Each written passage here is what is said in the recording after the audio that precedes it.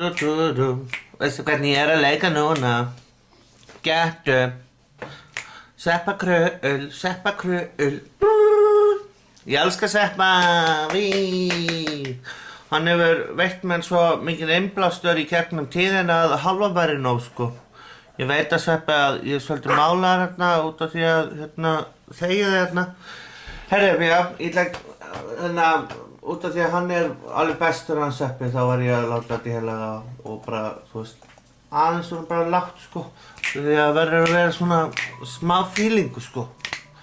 Herru, já, nú var ég algjörlega dottin út, sko, út af því að ég bara ætla að heiðra Sveppa og ég náttúrulega er Ari Jósefsson, international superstar og hann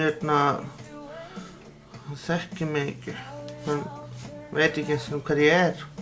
En kannski núna þegar ég er búinn að búa til svona Sveppa krull-vídeó, krull, krull, krulli, krull, krulli, krull, þá kannski, núna þekkir mig kannski, og mér hlakka svo til að hitta þau þá.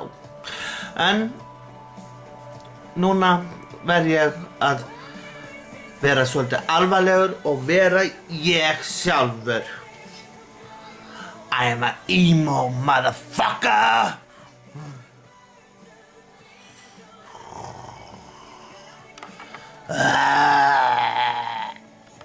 Jók, aðeins að djóka, sko.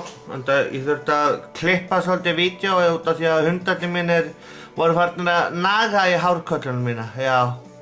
Ég er að segja, sko, naga hárkollunum, toguðu í hárkollunum, náttúrulega ég er búinn að eyðileggja, náttúrulega Sveppa krull. Þá er ég að fara að gráta.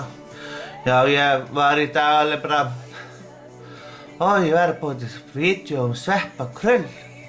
Það því að hann er, þú veist, mín fyrirmynd. Hann er góður og góður faðir og góður leikari og góður þetta og þetta og þetta og þetta. Þannig ég alveg bara, þú veist, út af því að ég sat hérna og var að bíða eftir strætó og þá var einn strákur alveg svona alveg við mig. Hei, þú ert flottur. Ég alveg, takk, ég veit. Og svo leit ég svona á greyið. Bara, þessi djöfull er hann, þú veist. Þú veist, þetta myndi mig á hótelvandamálið, sko. En svo náttúrulega lagaðist hann út af því að Sveppi bjargaði mér, út af því að ég ætlaði að búa til vídeó Sveppa krull. Þannig að ég elskaði Sveppi krull og vonandi fæ ég að sjá það aftur í sjónvarpi. Það er svo mörg ár síðan, reyndar horfi ég aldrei á sjónvarp, ég horfi bara á netið. Bye bye!